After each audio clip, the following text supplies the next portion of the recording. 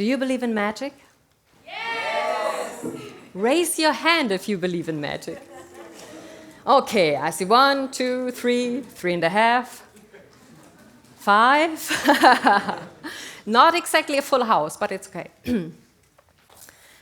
Now raise your hand if you think magic is just an illusion. Cute tricks, smoke and mirrors. Okay. Half of the room. Interesting. But what is magic anyway? For one person, it might be the perfect card trick. For another, a breathtaking sunset. And for someone else, an unexpected rain of money. I believe magic is something unique for everyone. But honestly, I didn't believe in magic. Not in magic and definitely not in myself. Since I was this tall, I used to admire people who could do something extraordinary, like playing the piano, speaking 5 languages, or juggling 3 balls while riding a skateboard.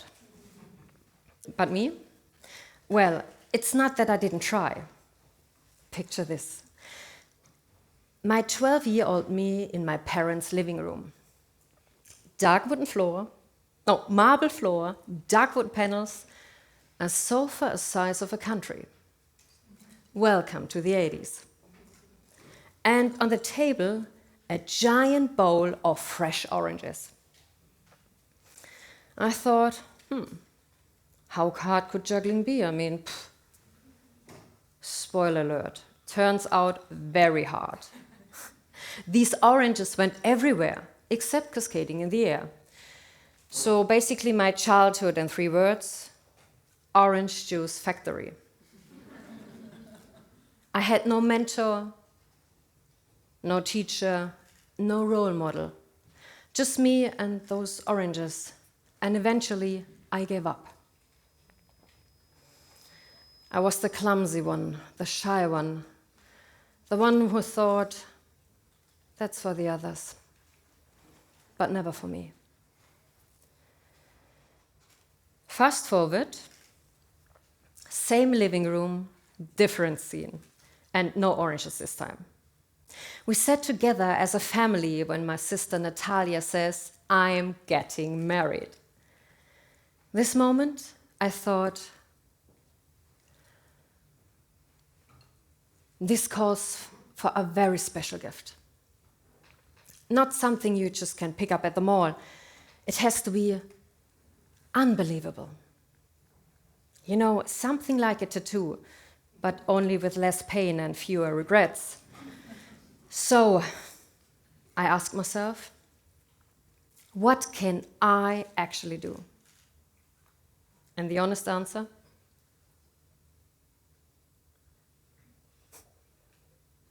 Nothing. Absolutely nothing. And that truth sucks. And I knew something had to change. A few weeks later, I stumbled across an ad. Learn sleight of hand and magic tricks in just 2 days. With a little practice, you will amaze your family and friends. Do you know that feeling when your brain is still debating, but your heart has already decided? There was no way not to do this. So, here I am, 20 years old, back to school. Waiting around with 10 other bloody beginners, muggles, just like me, in a nasty classroom for the great magician to arrive. My first magical moment that day? The magician himself. White shirt, sneakers, blue jeans. Meanwhile, my inner dialogue, wait a minute, where's the top hat, the glittering cape, the rabbit parade? Instead of all these cliché magician stuff, Christian looked more like a guy on his way to IKEA. And then Christian performed his very first trick. I mean, I have seen magicians before. Come on. But this, I mean, imagine someone tells you to... It's like, but why just talk about it? Let's do this trick together right now. Mm-hmm. The woman in the first row, blonde hair and purple blazer. What's your name? Natalie. Nomadist Omen. Natalie, please join me on stage.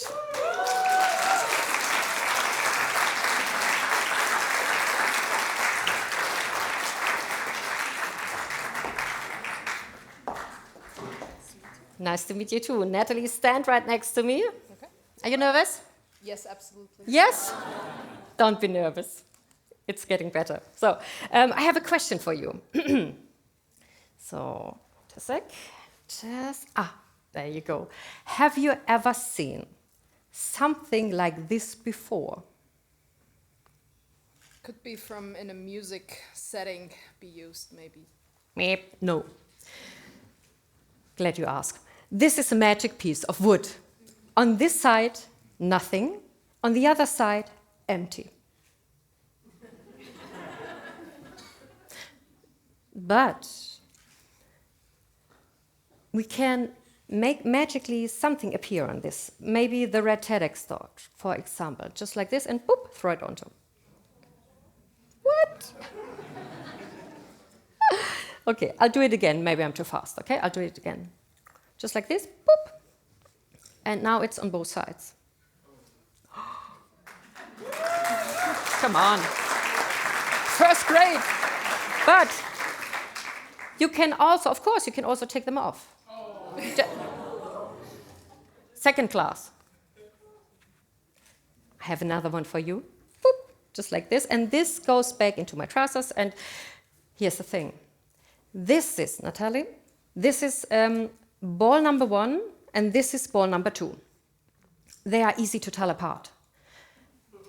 Yes, number 1 is the red one, number 2 the round one. Which ball do you prefer? Number 1. Number 1. Okay, then hold your hand like this. The other one. Perfect. So, nothing in my hand. So, I'll keep number 2, and you get number 1. Okay, hold it tight. Close your hand. Okay, now, breathe. Look me in my left eye. And maybe, just maybe, at the count of 3, the ball from your hand will fly, invisible, through the air and lands into my hand. Did you feel something? No? Oh, don't move any muscle. Okay, I forgot to mention, if you squeeze the ball tighter than me, it goes the other way. So I lose my ball, and please open your hand. Okay, thank you very much. Please take a seat. Woo.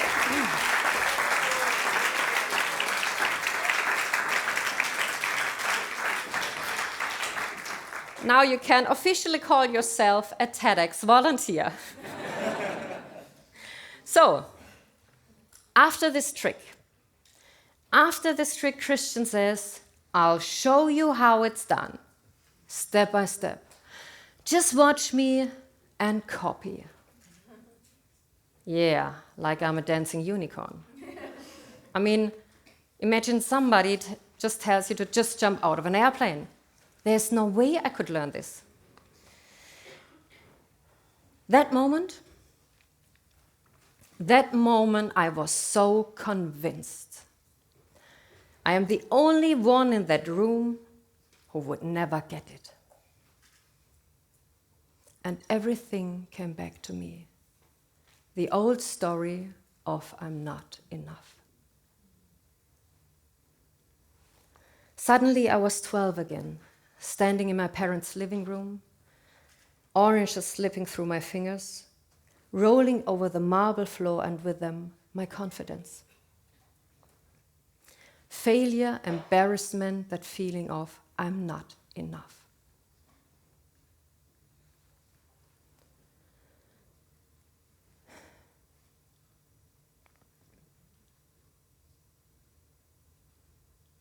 I could almost smell these oranges. Sticky, sour, like the taste of failure. Not another orange disaster. But there was a reason I'm here. A reason bigger than my fear. So I stayed. And little by little, something shifted. And I realized it was never about the trick. It was about the belief behind it. The story I had been telling myself for years about who I was and who I wasn't had never been true. It was never about juggling oranges or learning card tricks. It's about the moment we stop believing the story that we are not enough. The moment we break the mold that was never ours to begin with. And here's the kicker. Sometimes courage comes before confidence. Sometimes courage comes before confidence. So when you leave this venue tonight, don't wait until you feel ready. You will never feel ready. Just be brave enough to begin. And just like magic, everything will fall into place. Reality check. 3 months later. My first show at my sister's wedding. Gosh, I was so terrified. I must have walked my first marathon before I even stepped on stage.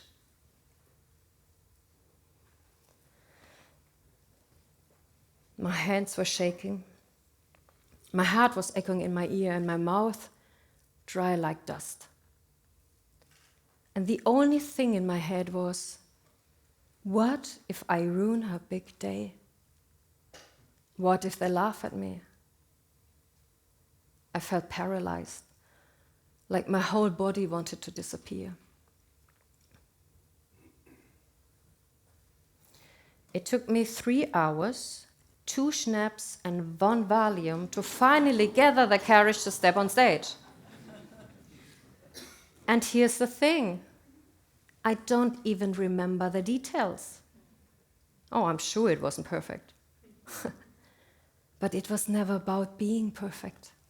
It is never about being perfect.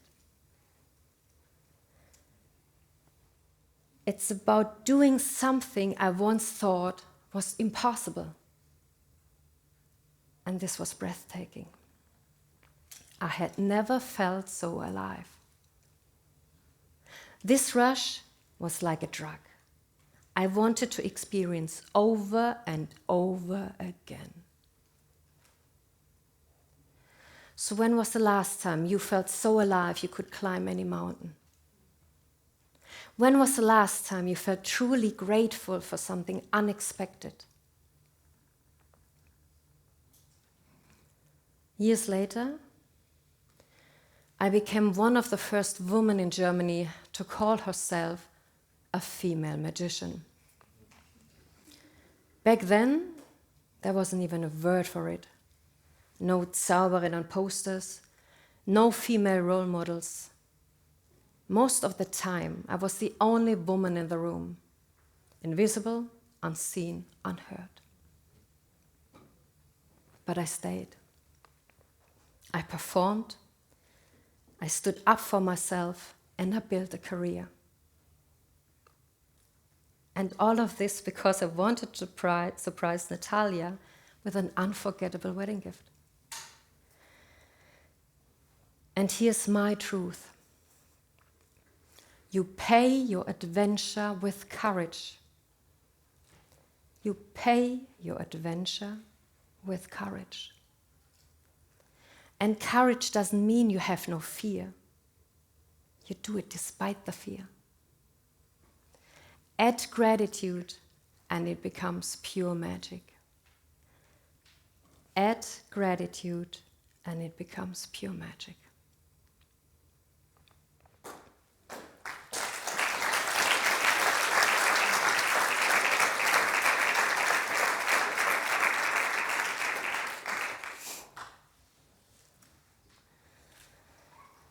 So, what's the mold you want to break?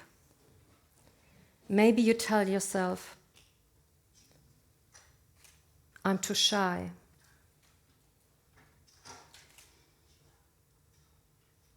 I'm not good enough.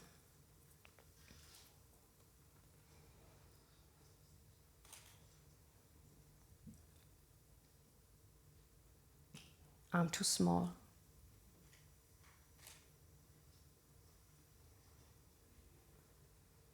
I'm not ready.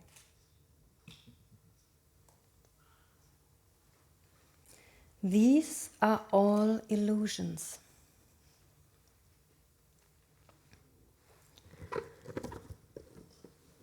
Take them back.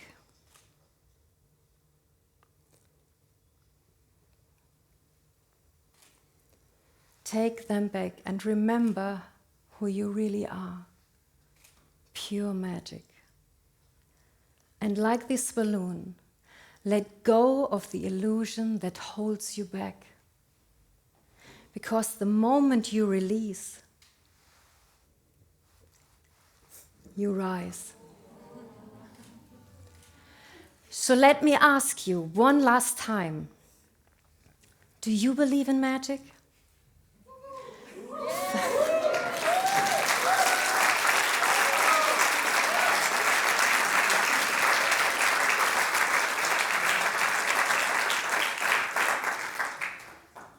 For me, there's only one answer. Yes, I do, because I am magic, and so are you.